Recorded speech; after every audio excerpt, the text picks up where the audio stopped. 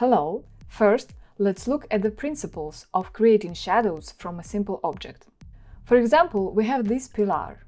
Somewhere here is a light source, and it shines in different directions. The pillar is on a plane. Let's show this plane. Then the light rays will fall on the pillar and capture the top of it.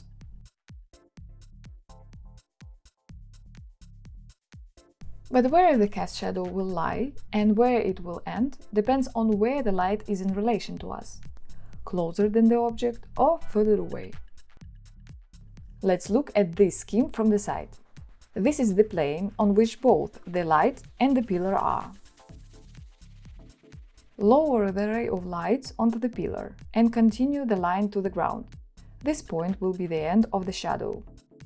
Now let's place our light source on a plane. I'll put it a little further away than the pillar itself, somewhere here. The shadow will fall on us, since the light source is located further away than the pillar. Now, to draw the cast shadow, we connect the bottom point of our light source to the bottom point of the pillar. At the intersection with our orange ray of light, the cast shadow will end. And we've got our shadow. Outline the pillar a bit more. If we imagine that our pillar is a vertical edge of a cube, then we have to draw 3 more vertical edges to get a cube. So let's do it. First, I show horizontal edges. Then the opening of the left face, a vertical edge. And to the right side, the angle will be sharper. One edge, second edge, and a vertical edge. Inside edges, those that we can see, I also draw.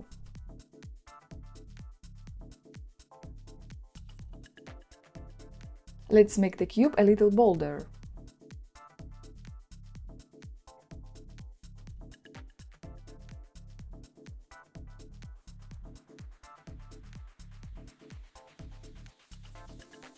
There will be many lines, so I advise you to use different colors of pen, pencil or markers.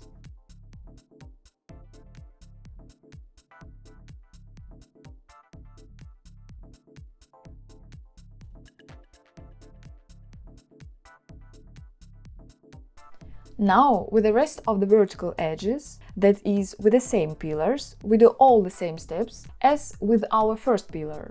We drew a ray of light through each top point of our vertical edges.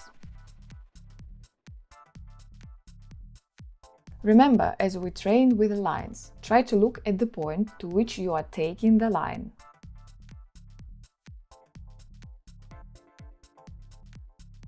Now connect all bottom points of the pillars to the bottom point of the light source. If you feel a certain hesitation in drawing straight lines, you can take a ruler as a safety net. The most important thing here is to understand and remember the principle of shading.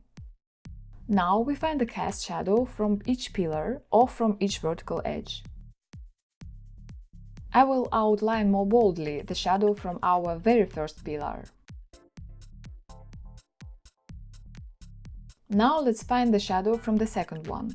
It turns out that the ray of light falls until it crosses the lower ray. And here is the point. Take the next vertical edge. We see where the ray of light falls before crossing the bottom line. We make a point. And the last edge. You see, the ray of light falls inside the cube. So here we won't see the shadow. Now we connect all the points we've got. This will be the contour of our cast shadow from the cube. I shade the visible part of the shadow.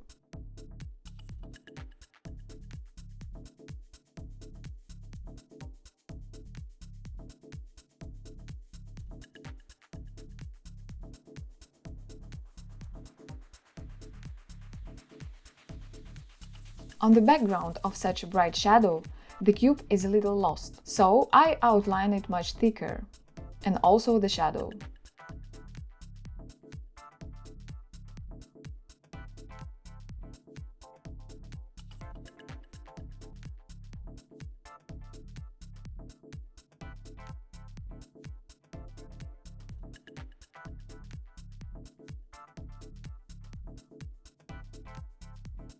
And this plane that goes on us will be in the shadow. It's called the core shadow, which stays on the object itself.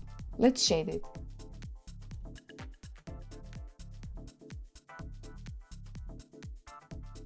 Now we have analyzed the construction of shadow from the light source. Let's take a look at drawing shadows in industrial sketches.